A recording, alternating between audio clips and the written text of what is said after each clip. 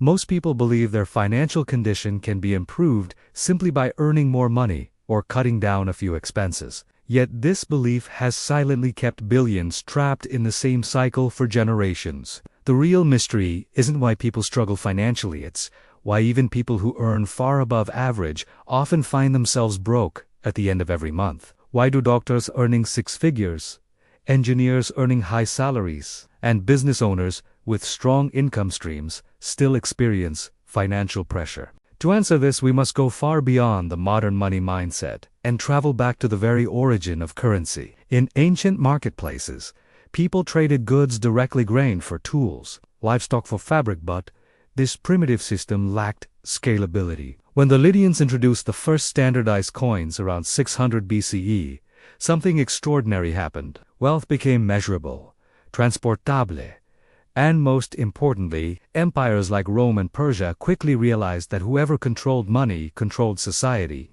Rome began debasing its coins to fund expansion, reducing the actual metal content while pretending nothing had changed. When people questioned it, Rome reassured them that value remained constant. Sound familiar? It should, because this early manipulation of currency is still the blueprint of modern financial systems. And centuries later, when the Dutch and British introduced fractional reserve banking, lending more money than they actually possessed, the human race entered a new era of dependency. Suddenly, people didn't just use money, they needed banks for survival. Debt became normal, interest became unescapable, and financial struggles became systemic rather than personal. As economies industrialized in the 1800s and early 1900s, financial systems became more sophisticated and more dangerous. Millions of workers flooded into factories, relying entirely on wages, which created the perfect opportunity for governments and banks to build mechanisms of control. When the U.S. Federal Reserve was created in 1913, it became the model for central banking across the world. Its mission was stability.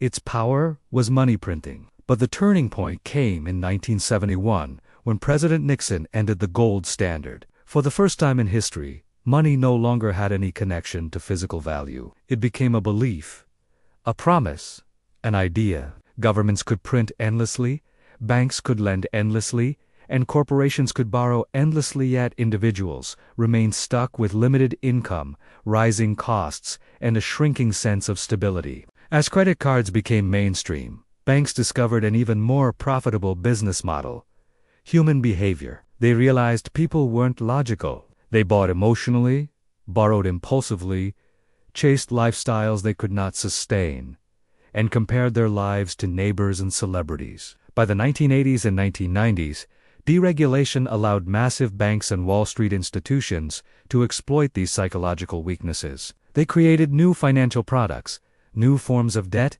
and new ways to transfer wealth from ordinary individuals to massive corporations. The result: a society where people worked more hours than previous generations, yet saved less than ever before. And when the 2008 crisis hit, it exposed a brutal truth.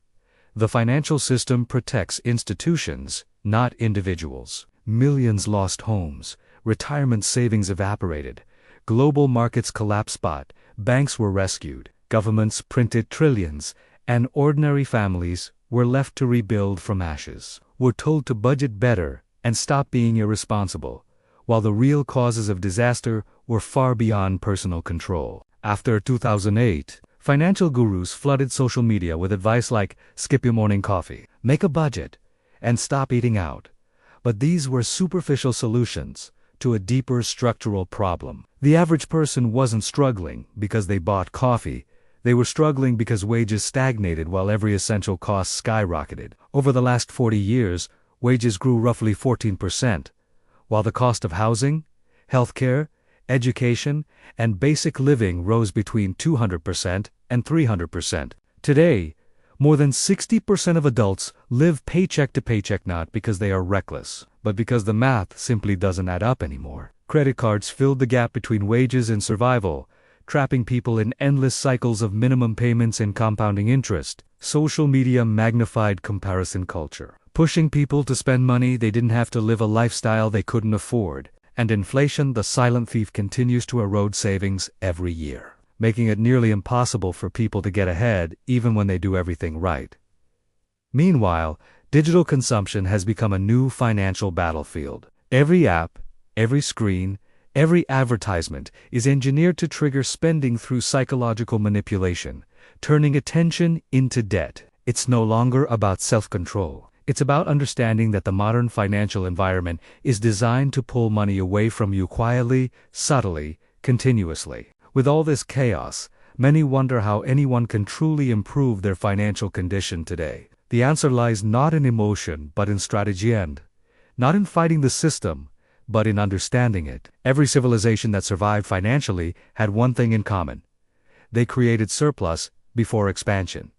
Individuals today must do the same. Improving your financial condition begins with building even the smallest monthly surplus. This surplus is not about getting rich immediately, it's about taking back control from a system that survives on your dependency. Once surplus is established, the next step is protection. Before trying to grow money, you must protect it through emergency savings, reducing high interest, debt, learning basic financial literacy, and avoiding impulsive purchases. This stage mirrors historical civilizations that maintained reserves before engaging in risky ventures. After protection comes growth, but not the kind of growth most people chase. Real growth doesn't come from working harder. It comes from building assets that can earn money without constant labor. These assets can be skills that increase your earning power, investments that compound over time, digital assets that scale without physical effort, small businesses that generate cash flow,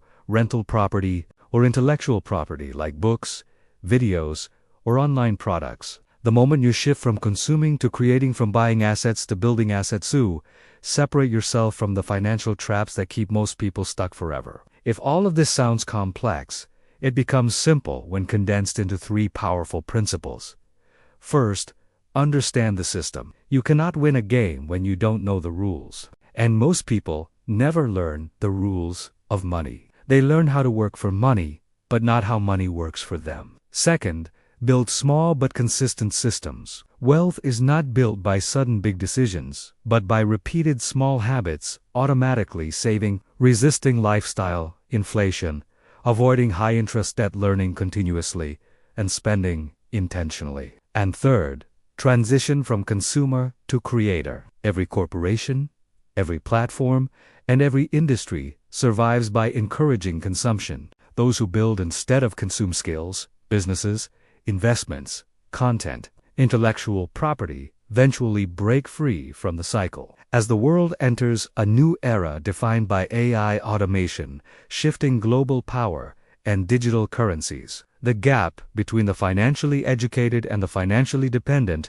will widen more than ever before. Most people will fall into deeper debt without realizing it. But those who understand the system build surplus early, protect their financial foundation, and accumulate assets slowly but consistently will experience a different reality, entirely true financial independence. In a world where it feels increasingly rare, and that brings us to the most important question of all.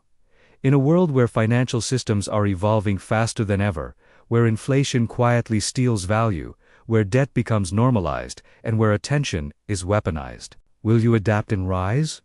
Or will you follow the patterns that have trapped generations before you? The future will not reward those who wait, hesitate, or react emotionally. It will reward those who study, understand, strategize, and build. If you found value in this educational breakdown and want more deep, story-driven finance content, make sure to subscribe, like the video, and share it with someone who needs this. Your next financial chapter begins the moment you decide to see the system clearly and take the first step toward breaking free from it.